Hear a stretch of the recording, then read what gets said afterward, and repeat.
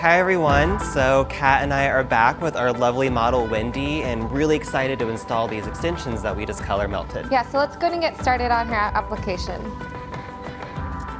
So today we're going to be utilizing something that you guys might have not seen yet before, and it is from the Ambassador collection, and I actually got to collaborate with Colortrak on creating these. They are Colortrak Sectioning Stix. So I'm going to start by taking a horizontal section from ear to ear.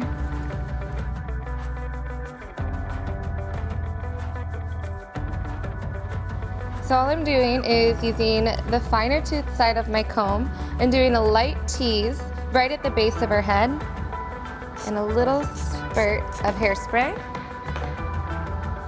to help hold that tease.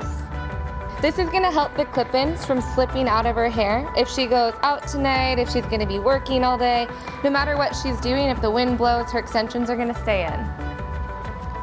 So the little clips on the back of the extensions, I'm going to just press on the back of them to pop them open. And that's going to create this little hook that's going to allow me to latch that into the backcombing. So when I'm figuring out where to place the extensions, I want to make sure that it's balanced all the way across the hair. So by doing that, when there's 3 clamps on it, I'll hook the middle one first, and I'll latch it in to the tease, and I'll swirl it around just to make sure we're picking up as much hair as possible and securing the extension.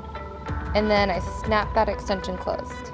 Then I'm going to create the same motion on the left and the right side. I'm going to latch in the extension, swirl it around, and then snap it closed. The biggest thing that you need to pay attention to whenever you're placing the top extension, because we don't want any of the tracks showing, we want it to look like she has fun hair but not like we just popped extensions in, is you want to make sure this top area is kind of brushed through, even roughly with your hand. And then pay attention, lean your head back just a little bit for me. Pay attention to right here, where the hair is going to split. So because of the cowlick and any swirls that might be in the hair, that can show the extensions a lot easier. So what you need to do, I like to use the back of my hand for this part, is lay my hand down, and if you can see your hand through the hair, you're going to end up seeing where the track is going to be in the extension. So because we have a pretty dense amount of hair through this, I think that's a safe place to put our top extension.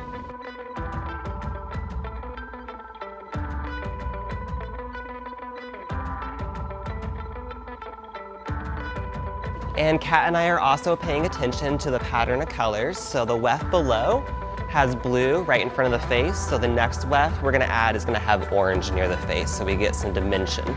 So here is our finished technique. You can see how beautiful this color melt came out on the extensions. We melted our complementary colors, orange and blue, into one another and used clear in the middle so nothing would neutralize.